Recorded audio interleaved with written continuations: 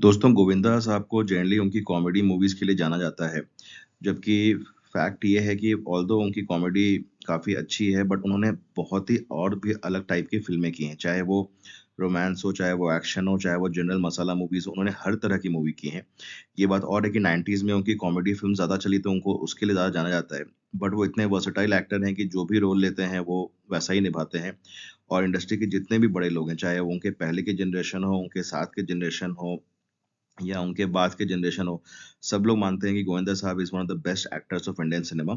Unfortunately वो अब उतने एक्टिव नहीं हैं, बट अभी भी उनकी मूवीज़ हमेशा ही टीवी पे आती रहती हैं, उनकी बातें होती रहती हैं, उनके गाने थ्रू आउट हर म्यूज़िक चैनल्स पे आते रहते हैं और आज भी वो हमारे मेमोरी में उतना ही फ्रेश हैं, जितना वो पहले हुआ करते थे।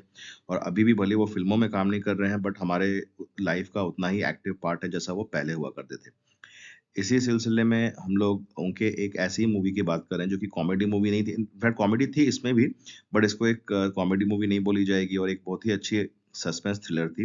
ये 1994 में आई थी और इस समय गोविंदा साहब की कमबैक हो चुकी थी 92 में शोला शबनम के साथ और 1993 तो खैर उनका ही साल था विद आँखें। जो कि उस साल की सबसे बड़ी हिट थी। इसी बीच एक और डेवलपमेंट हो रही थी कि एक बहुत ही फ़ेमस बॉलीवुड जोड़ी जो आगे इतनी सारी हिट फ़िल्में देंगी वो डेवलप हो रही थी दैट वाज़ गोविंदा एंड करिश्मा कपूर।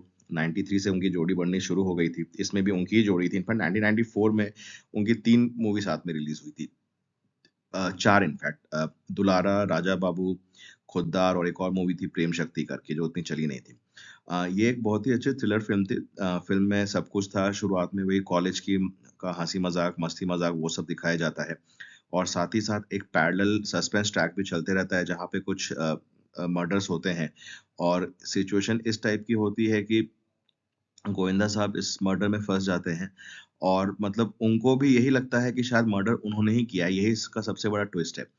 उनको ये लगता है ये मर्डर उन्होंने ही किया है बट इवेंचुअली उनको समझ में आता है कि कि वो इसके कातिल नहीं हैं और उसके बाद कैसे-कैसे वो रियल कल्प्रिट को फाइंड आउट करने की कोशिश करते हैं, उस पे ये मूवी है। इसमें वेटरन विलेन रंजीत साहब उनका भी अच्छा रोल था इस मूवी में एंड करिश्मा कपूर थी एंड फ़ायदा जलाल थी गोविंदा जी के माँ के रोल में एज़ द टाइटल सजेस्ट दुलारा वो अपने माँ के बहुत ही अपने बेटे नहीं अडॉप्टेड सन थे बट फिर भी बहुत दोनों में प्यार था। वो उन पे जान छिड़कती थी।